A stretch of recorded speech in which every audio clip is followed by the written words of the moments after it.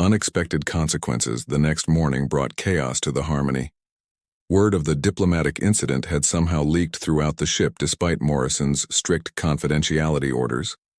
He found himself facing a conference room full of senior officers who were trying very hard not to smirk while discussing the most unusual first contact scenario in human history. "So let me understand this correctly," said Commander Patricia Holloway, the ship's chief science officer. "The Valerians tested our cultural adaptability by having their ambassador disrobe in front of our captain. And when he didn't run, screaming, they offered us the most advantageous alliance treaty in human history." "That's an oversimplification but essentially accurate," Morrison replied, noting that even his most professional officers were struggling to maintain composure. The ceremony was about trust, transparency, and willingness to move beyond cultural comfort zones. Dr. Marcus Webb, the ship's xenobiologist, raised his hand tentatively. "Captain, from a scientific perspective, this raises fascinating questions about Valerian psychology and social structure. Their equation of physical concealment with deception suggests a radically different evolutionary development from human societies. It also suggests," added Lieutenant Commander Rachel Torres, the ship's cultural attaché, "that they might have fundamental difficulties understanding human concepts of privacy, personal boundaries, and, well, clothing in general." Morrison nodded grimly. "Which brings us to our current problem. Ambassador Lithara has requested permission to observe normal human shipboard operations as part of her cultural study. She wants to understand how humans function in their natural state, while maintaining what she calls our concealment protocols." The room fell silent as the implications sank in. Finally, Commander Holloway spoke up. "Captain, are you telling us that we're going to have a naked alien ambassador wandering around the ship, taking notes on human behavior?" "Not naked," Morrison corrected quickly. "She's agreed to wear her ceremonial robes, which are translucent but technically count as clothing in Valerian culture." "Sir, with respect," Torres interjected, "the crew is already dealing with the psychological adjustment of first contact. Adding a partially clothed alien observer to their daily routines might push some people over the edge." Morrison had been thinking the same thing. The Harmony's crew was highly trained and professional, but they were still human. The prospect of being observed by an attractive alien who viewed clothing as optional was likely to cause everything from performance anxiety to cultural identity crises. "There's another issue," Dr. Webb added. "According to Ambassador Lithara's preliminary cultural reports, Valerian society includes very different concepts of personal relationships, including their partnership exchange programs. If she's going to be observing our crew for 6 months, as part of the alliance negotiations, we need to establish very clear protocols about interactions." Morrison felt his headache returning with vengeance. "Explain." "Well, sir, from what I've been able to gather from our cultural exchanges, Valerians don't distinguish between emotional intimacy and physical intimacy the way humans do. They view both as natural expressions of trust and affection. If crew members develop feelings for Ambassador Lithara during her extended stay, it could create diplomatic complications or diplomatic opportunities," Torres countered. "The treaty specifically mentions cultural exchange partnerships. If crew members were willing to participate in these programs, it could strengthen the alliance." Morrison stared at his officers, realizing that his simple first contact mission had evolved into something resembling a cosmic dating service. "Are you seriously suggesting that we encourage romantic relationships between our crew and the Valerian ambassador?" "Not encourage," Holloway clarified, "but maybe not discourage either. Captain, this alliance could change everything for humanity. If personal relationships help cement that bond, maybe we should consider them as part of our diplomatic strategy." The conference room door chimed, and Morrison's stomach dropped as he realized who was requesting entry. "Come in," he called, hoping his voice sounded more confident than he felt. Lithara entered wearing her ceremonial robes, which looked even more translucent under the harsh lighting of the conference room. Her luminescent skin created patterns that Morrison was beginning to recognize as indicators of curiosity and mild amusement. "Captain Morrison," she said, her melodic voice carrying easily through the suddenly silent room. I hope I am not interrupting important discussions. I wish to inform you that the Valerian Council has transmitted additional parameters for our cultural exchange program. Morrison gestured to an empty chair, noting how every officer in the room was suddenly finding their pads absolutely fascinating. Please, Ambassador, what additional parameters? Lithera settled gracefully into the chair, apparently oblivious to the effect her presence was having on the room's atmosphere. The Council has decided that the success of our initial contact justifies expanding the program. Rather than a single cultural liaison, they are dispatching a full diplomatic team of 12 Valerians to study human society from multiple perspectives. The silence that followed was profound enough to register on seismic equipment. 12, Morrison managed. Yes, specialists in human military structure, social dynamics, reproductive customs, artistic expression, and technological integration. Lithara's luminescence brightened with what he was learning to recognize as enthusiasm. They will all be following traditional Valerian greeting and observation protocols, of course. Morrison closed his eyes and tried to imagine explaining to Starfleet Command that his ship was about to become home to a dozen partially clothed alien anthropologists. Integration protocols. 2 weeks later, the Harmony had been transformed into something resembling an interstellar cultural laboratory. 12 Valerian observers roamed the ship's corridors, each wearing the minimal ceremonial robes that constituted formal dress in their society, each taking detailed notes on human behavior, and each causing varying degrees of psychological adjustment. Among the crew, Morrison found himself in the unusual position of serving as both ship's captain and cultural mediator, a role that required him to navigate between human embarrassment and Valerian curiosity on an hourly basis. His latest challenge involved Valerian observer Keith Era, who had been assigned to study human military protocols and had some pointed questions about uniform regulations. Captain Morrison, Keith Era said, her luminescent skin shifting to patterns that indicated professional fascination. I have observed that human military personnel maintain their concealment protocols even during physical training and recreational activities. How does this serve tactical purposes? They were standing in the ship's gymnasium, where several off-duty crew members were attempting to maintain their workout routines while pretending not to notice the tall, graceful alien taking notes on their exercise techniques. Morrison had learned that direct answers worked best with Valerian curiosity. Human military uniforms serve multiple purposes beyond concealment, he explained. They provide protection, regulate body temperature, display rank and specialization, and maintain unit cohesion through shared appearance standards. But surely during individual physical training these benefits are minimal, Cathara pressed.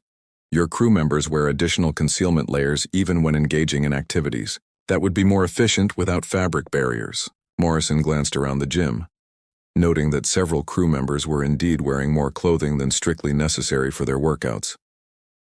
It's about comfort and psychological confidence. Humans perform better when they feel secure in their personal boundaries. Fascinating. Cathara made additional notes on her organic recording device. This suggests that human effectiveness is tied to emotional states rather than purely physical optimization. Exactly. Morrison was beginning to appreciate the Valerian approach to cultural study. Their questions, while sometimes awkward, forced him to examine human behavior from perspectives he'd never considered. Their conversation was interrupted by Morrison's communicator. "Captain to the bridge," came the voice of his first officer, Commander Holloway.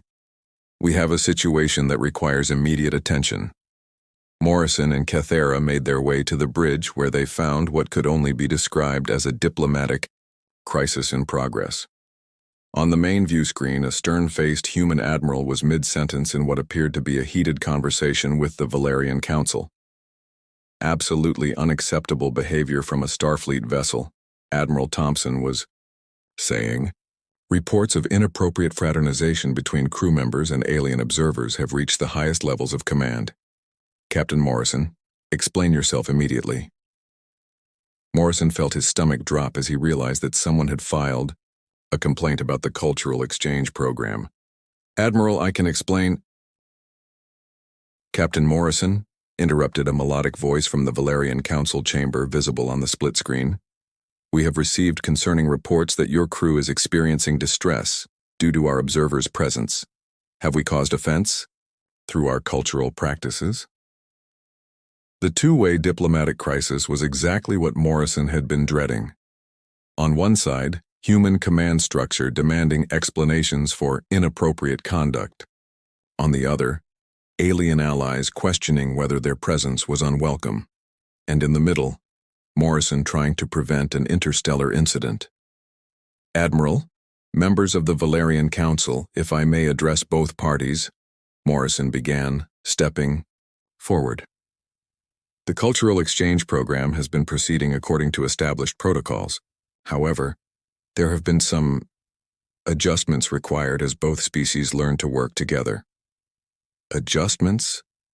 Admiral Thompson's voice carried the tone that had ended more than one military career. "Captain Morrison, I have reports of crew members requesting transfers, complaints about uncomfortable working conditions, and at least 3 formal requests for psychological counseling." "What exactly is happening on that ship?" Morrison glanced at Keithara, whose luminescent patterns were shifting to what he'd learned indicated concern and confusion. The Valerian observers had been nothing but professional and respectful, but their very presence challenged human cultural norms in ways that were difficult to quantify in official reports. "Sir, the challenges we're experiencing are related to cultural differences in concepts of privacy, personal space, and social interaction. The Valerian observers have been exemplary in their conduct, but their cultural practices require adaptation from human crew members." "Captain Morrison," came the voice from the Valerian Council, "are you saying that our presence is causing psychological distress to your people?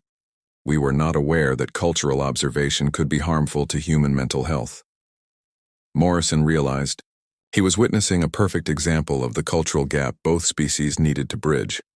The Valerians genuinely couldn't understand why their presence would cause discomfort, while human command couldn't comprehend why crew members would be struggling with what should be routine diplomatic contact. "Both parties need to understand," Morrison said carefully, "that successful cultural exchange requires patience and adaptation from everyone involved. Admiral, the Valerian alliance represents the most significant diplomatic breakthrough in human history. The challenges we're experiencing are growing pains, not fundamental problems. And to the Valerian Council, human discomfort with your cultural practices doesn't represent rejection. It represents the natural difficulty of expanding beyond familiar social boundaries."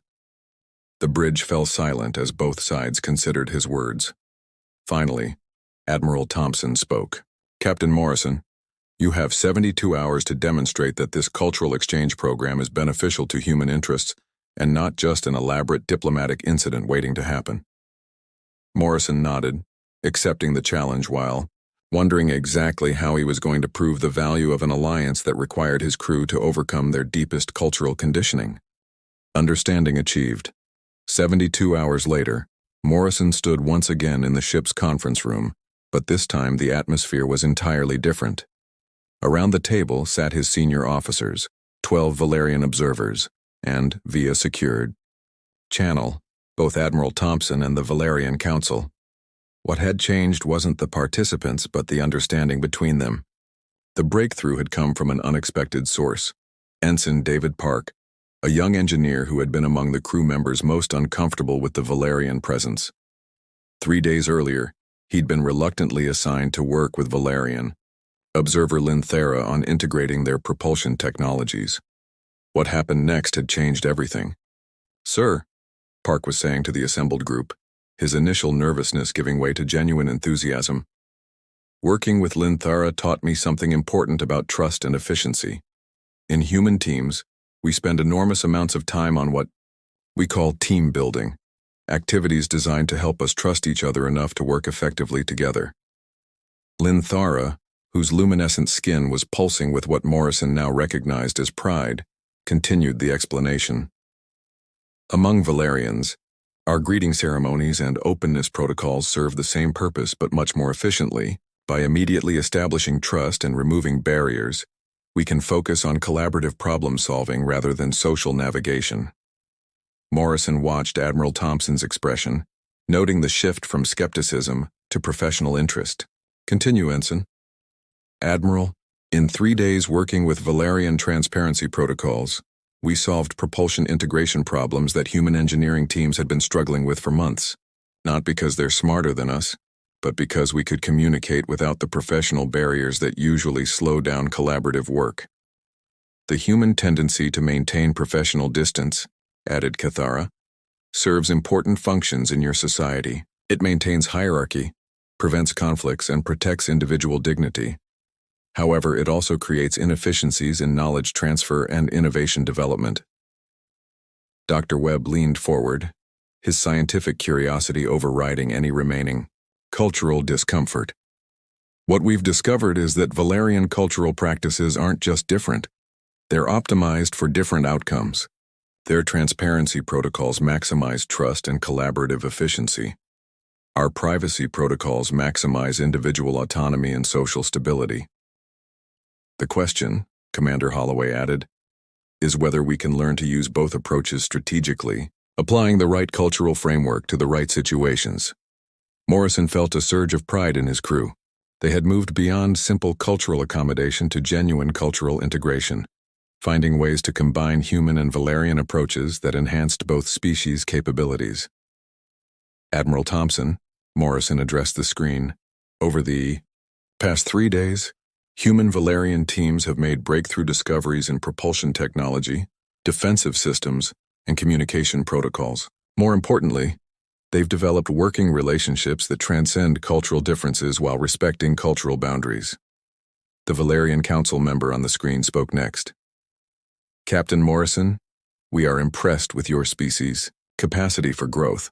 Initially, we viewed human cultural rigidity as a potential weakness. Instead, we have learned that your careful approach to trust building creates stable, long-term relationships that complement our rapid integration protocols.